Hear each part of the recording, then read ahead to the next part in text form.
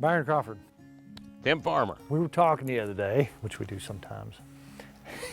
Now listen, Byron, everybody knows Byron. If you're from Kentucky, you know Byron. Byron is, I'm gonna call him the king of all media. Now, in all seriousness, radio, print, and television, you've done it all.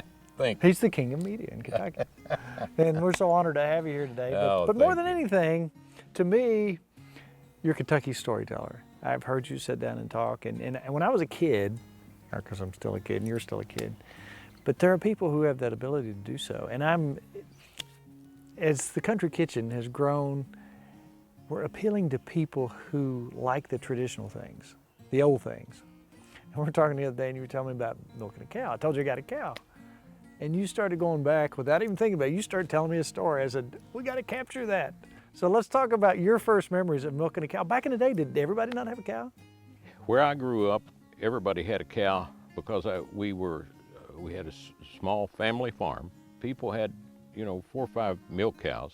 Then they'd have a few beef cows, maybe some hogs, sheep.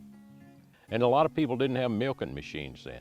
So you were the designated milker. I was a designated milker. My dad milked too, but we would milk sometimes. I think we never milked by hand more than 6 or 7 cows. But then I milked 19 cows one time with milkers for the guy, another farmer there. So I've milked a good many cows in my time. But you've won many awards for journalism, television, but you told me about one award which you said you're the proudest of. And then we just happen to have it. I've got to be real careful, right, so I don't want to damage it or drop it. That thing Tell us about this right here. Well, this is my, what's that, 1993? Yeah, I wasn't even born then.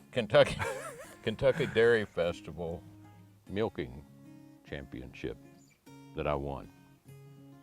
Hands down, I mean, seriously, you are actually milking cows and you won this. What did it take for you to win this? Was it volume or? I was already, I think they figured who got the most in the bucket first. I think they ran really some city slickers in to the contest and they didn't know, they thought that I was. They didn't know you had the experience. They thought I was too, but they didn't know that that I still had that grip, Tim. What is the grip? Explain the grip. Well, it's not just gripping. You have to finesse,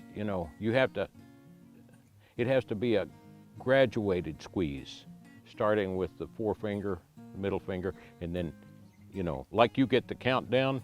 Right. You know how they do the countdown on television? How is it? They go. Then you go live. And then you go live. That's the way they give you the countdown for the camera. I want to get a close up on this. This is for real. Do you realize in today's market, how much that gold would be worth right there? And this imitation marble base. People, there are people who'd like to get their hands on this. I guarantee. Let me set this out of the way so it doesn't get damaged. This doesn't just stay anywhere in my place. It's tucked away. But my dad showed me how to milk a cow. And what threw me off on this contest, I was milking a big Holstein, and they're a little bigger than the Jerseys and Guernseys that I grew up with. So, and I don't have the biggest hands in the world, but I still persevered, and I put the foam, I had a foam about that high on that bucket. And don't think there weren't some people that stood back and admired amazement. It. In amazement.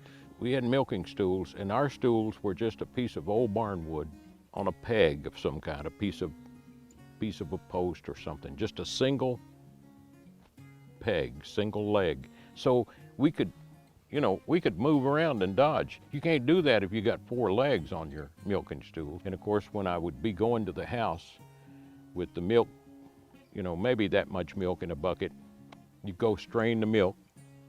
Always, don't ask me why, this was a farm kid thing. No, you told me the story, I loved it. This was a farm kid thing. You'd be swinging that bucket, and you'd be looking at the milk, and someone told me that if you could swing it all the way around, and it wouldn't spill. So I would, and you can do that. Centrifugal force holds. Centrifugal force holds it in there, and that was my first brush with magic. I thought, man, this is something, I could go on the road with this thing. In the words of the immortal Hank Williams Jr., a country boy can survive. Byron, thank you so much. And my goal is to be able to come here and milk for you.